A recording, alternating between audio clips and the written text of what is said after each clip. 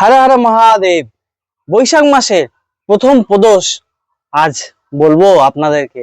এই প্রথম প্রদোষ কিভাবে পালন করবেন, কেন করবেন এবং কবে পড়েছে তা থাকবে এই ভিডিওটিতে। দেখুন, প্রদোষের বর্ণনা করতে গিয়ে তো মহাদেবের বর্ণনা করব না, তো মহাদেবের মহিমা কথা কিছু শ্রবণ করুন, তারপরে সব বলছি। জন্মপত্রিকায় আপনার যত দোষ আছে সমস্ত রকম দোষ এই দূর করে একমাত্র এই প্রদোষ ব্রত। বুঝতে পারছেন প্রদোষ ব্রত কতটা ভাইটাল। ভগবান শিব অনাদিকাল পর্যন্ত এই ব্রত করলে আমাদেরকে কি করে, সুখী রাখে, খুশিতে রাখে এবং সমৃদ্ধ প্রদান করে। যে ভক্তি চায় সে ভক্তি পায়। একমাত্র সমস্ত কিছু সম্ভব এই প্রদোষ ব্রতের মাধ্যমে। এই প্রদোষ ব্রত আপনারা মনে করেন যে শুরু করব এই বৈশাখ মাস থেকে করতে পারেন। তো প্রদোষ ব্রত কতদিন করবেন? কেউ 3 বছর করতে পারে, 5 বছর করতে পারে, 11 বছরও করতে পারে, ঠিক আছে। আর যদি আমার কথা আজকে শুনতে পাচ্ছেন প্রদোষের মহিমা সম্বন্ধে, এত কিছু শোনার পরে তো ইচ্ছা হবে প্রদোষ ব্রত করার জন্য, কিন্তু যদি না করতে পারেন তারও উপায় শিব মহাপুরাণে বলছে। কি উপায়?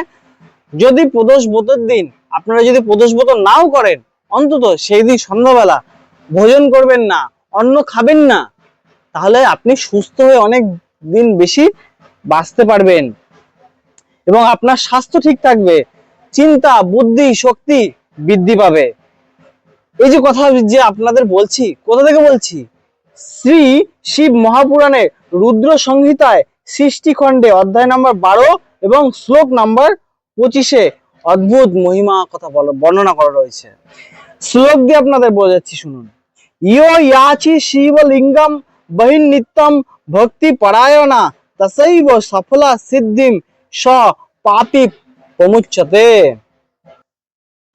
বর্ণনা করা হয়েছে যে ভক্তি পরায়ণ মানুষ শিবলিঙ্গের নিত্য পুজো করবে তার সমস্ত সিদ্ধি সফল হবে। আর যে সম্পূর্ণ পাপ আছে না, তার জীবনে অজান্তে জানতে যত রকম পাপ করে থাকুক সমস্ত পাপ তার মুক্ত হয়ে যাবে। তস্যৈ বৈ সফলা সিদ্ধি, তার ভজন সফল হয়ে যাবে, তার জীবনে সব সিদ্ধ হয়ে যাবে। সব পাপই প্রমুচ্যতে, তার সব পাপ জ্বলে পুড়ে ছারখার হয়ে যাবে, ছাই হয়ে যাবে সব। এবং আর যে শিবজির পুজো করে একদিন না একদিন তার ইষ্টের দর্শন হয়ে যায়। উদাহরণও দেব, কে পেয়েছিল। ইষ্ট বলতে আপনি যাকে মানেন। এখানে এই নয় যে আমার ভিডিও যে শুধুমাত্র শিব ভক্তরা দেখছে তা নয়, বিষ্ণু ভক্তও দেখছে, গাণপত্য মতে দেখছে, সৌর শাক্ত সব মতের লোকেরাই এই ভিডিও দেখছে। তো তাদের যারা ইষ্ট, কেউ মায়ের ইষ্ট, মা জগৎজননী জগৎ মাতাকে মানে, কেউ সূর্যদেবের উপাসনা করে, কেউ গণেশজির উপাসনা করে। তো যে যার ইষ্ট, সেই ইষ্টের সে দর্শন পায়। শাস্ত্রে এরকম প্রমাণও দেওয়া রয়েছে। এবং আপনারাও জানবেন রামচন্দ্রের কথা, রাবণের কথা। রাবণ কিরকম ছিল সবাই দুষ্টু বলে জানেন, তাই না? কিন্তু এই রাবণ মহাদেবের পুজো করত, যার কারণে যখন রাবণের মৃত্যু হয়েছিল না, অন্তিমে সে কাকে দর্শন পেয়েছিল? ভগবান শ্রী রামচন্দ্রকে। বুঝতে পেরেছেন? এই জন্যই বললাম মহাদেবের এত কৃপা না, মহাদেবের এত কৃপা, আপনি অন্য মতে হলেও আপনার ইষ্টের দর্শন আমার দেবাদিদেব মহাদেব করে দেবে। তার এই ব্রতের এত মহিমা, প্রদোষ ব্রতের। লিঙ্গানি পার্থায়াম আসু সর্ব কামায়াপ্তি নারাম। বলা হচ্ছে যে শিবলিঙ্গের সামনে দাঁড়িয়ে যদি কেউ মহাদেবের প্রতি প্রার্থনা করে, সেই প্রার্থনা কখনোই বিফলে যায় না।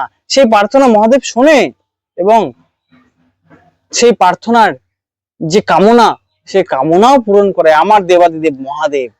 কেন জানেন?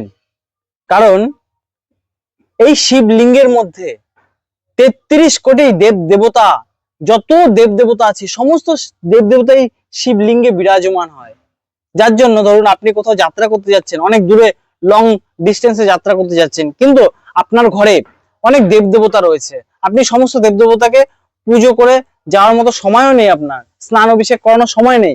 তো আমার মহাদেব কি বলছে যে 1 লোটা জল যদি আমার মহাদেবের উপর চড়ান না, তাতে আপনার সমস্ত সংকল্প পূরণ হয়ে যায় এবং আপনার পুজো খণ্ডিত হয় না।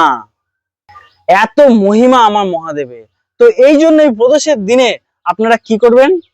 শুধু প্রদোষ দিন বলে নয়, প্রতিদিন আপনি যার থেকেই দীক্ষা নিয়েছেন, যারই দীক্ষা নেন, কৃষ্ণ মতে নেন, মা কালীর মতে নেন, মায়ের মতে নেন, বা গাণপত্যের মতে নেন, ঠিক আছে, বা শিব মন্ত্রে নিন, যেই মন্ত্রে, শিব মন্ত্র নিলে তো জপ করবেনই, তো যেই মন্ত্রে দীক্ষিত হন না কেন, আপনি আপনার সে দীক্ষা মন্ত্র তো করছেন, কিন্তু দিনে একবার হলেও যারা অদীক্ষিত আছেন তারা নমঃ শিবায়, আর যারা দীক্ষিত আছেন তারা ওম প্রণব উচ্চারণ করতে পারবেন, অর্থাৎ ওম নমঃ শিবায়।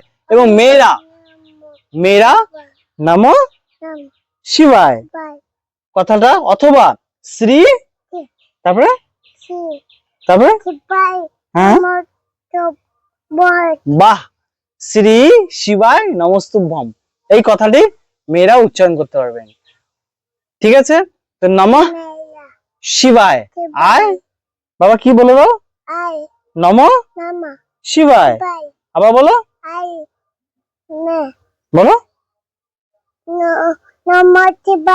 শুনেছেন, নমঃ শিবায়। এই নমঃ শিবায় মন্ত্রটি আপনারা প্রতিদিন 108 বার জপ করবেন, বুঝতে পেরেছেন। আপনি যারই দীক্ষিত হন না কেন, এই যে জপ, এই জপ করলে মহাদেবের কি পাওয়া যায় জানেন? আমি কি বললাম এতক্ষণ ধরে? মহাদেবের মহিমা বললাম না, আপনার যে ইষ্ট তার দর্শন করিয়ে দেবে মহাদেব।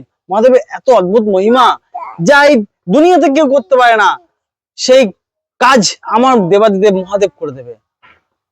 সে সংহার কর্তা, যার অল্প আয়ু রয়েছে, মার্কেন্ড মুনির কথা নিশ্চয়ই শুনেছেন, সেই অল্প আয়ুকে দীর্ঘায়ু করে দেয়, বিধির বিধান, লেখার বিধান চেঞ্জ করে দেয়। আমার মহাদেব এর মধ্যে এত ক্ষমতা রয়েছে, বুঝতে পেরেছেন। তো তার নিমিত্তে আপনারা প্রতিদিন অন্তত 108 বার, মানে এক মালা মহাদেবের এই মন্ত্র জপ করুন।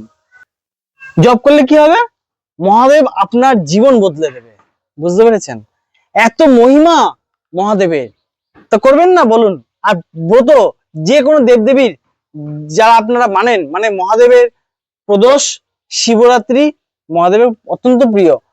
ভগবান বিষ্ণু হচ্ছে একাদশী, জন্মাষ্টমী, রামনবমী, এই সমস্ত ব্রত, এই ব্রতগুলো করলে কি হয়? আমরা তাদের কৃপা পাই এবং এই জন্ম মৃত্যু চক্রাঘাত থেকে মুক্ত হয়ে যেতে পারি। তো এত মাহাত্ম্য বললাম প্রদোষের, তো এইবার আপনারা বলুন প্রদোষ ব্রত করবেন না? আর যদি না করেন তারও উপায় বলে দিচ্ছি, যে সন্ধ্যাবেলা কি করবেন না, তাতেও সুস্থ থাকবেন। তো এই প্রদোষ কখন পড়ে? কি না, প্রদোষ মানে হচ্ছে সন্ধ্যাবেলা টাইমটাকে বলা হয়। সূর্য যখন অস্ত যাবে তার ঠিক 45 মিনিট আগে থাকতে এই সময় শুরু হয়, 45 মিনিট পর পর্যন্ত এই সময়ের কাল থাকে। এই সময় মহাদেবের বিশেষ অভিষেক করা হয়। কি হয়? অন্যান্য দিন আপনারা যেরকম পুজো পাঠ করেন সকালে সেরকমই পুজো পাঠ করবেন, এবং সারাদিন পারলে ব্রত উপবাস থাকবেন, ব্রত উপবাস। আর যদি দেখেন না শরীর সাথ দিচ্ছে না, বা আমি সারাদিন কিছু না খেয়ে থাকতে পারবো না, তখন ফলমূল, সবজি সিদ্ধ ইত্যাদি খান। খেয়ে সন্ধ্যাবেলা কি করবেন? যেই টাইমটা বললাম প্রদোষ টাইম, এই সময়ের মধ্যে আমার দেবাদিদেব মহাদেবকে আপনারা পুজো করুন। কি করে করবেন? পঞ্চামৃত দিয়ে করবেন, বুঝতে পেরেছেন। দেখুন পঞ্চামৃতর মাহাত্ম্য কত। আজকে পয়লা বৈশাখের দিনে পড়েছে আমার দেবাদিদেব মহাদেবের প্রদোষ।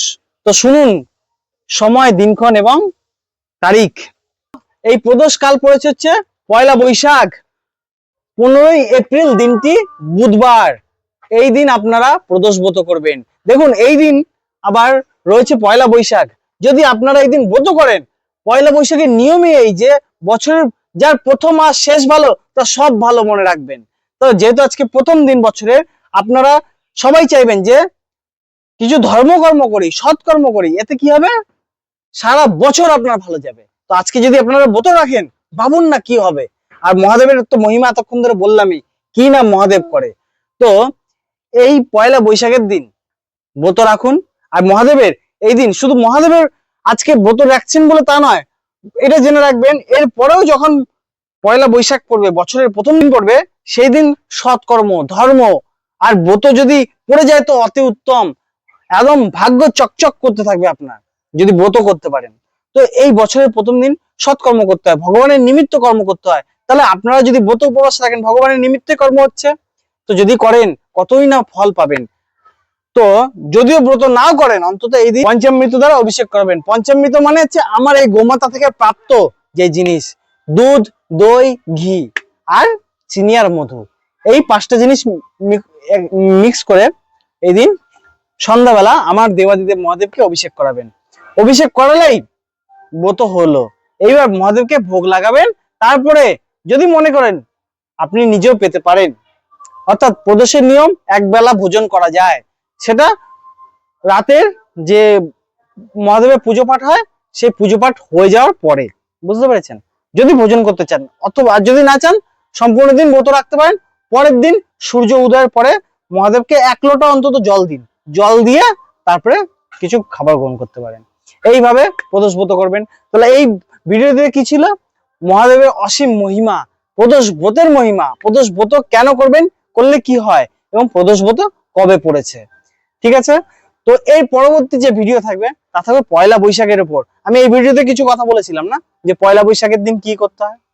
যেহেতু এই প্রদোষ ব্রত পয়লা বৈশাখে পড়েছে, তাই এই পরবর্তী ভিডিও আমি পয়লা বৈশাখের দিন আপনারা কি করলে সারা বছর আপনাদের খুব ভালো যাবে, এবং পয়লা বৈশাখের দিন কি কি করতে হয়, আরো অনেক কথা আছে।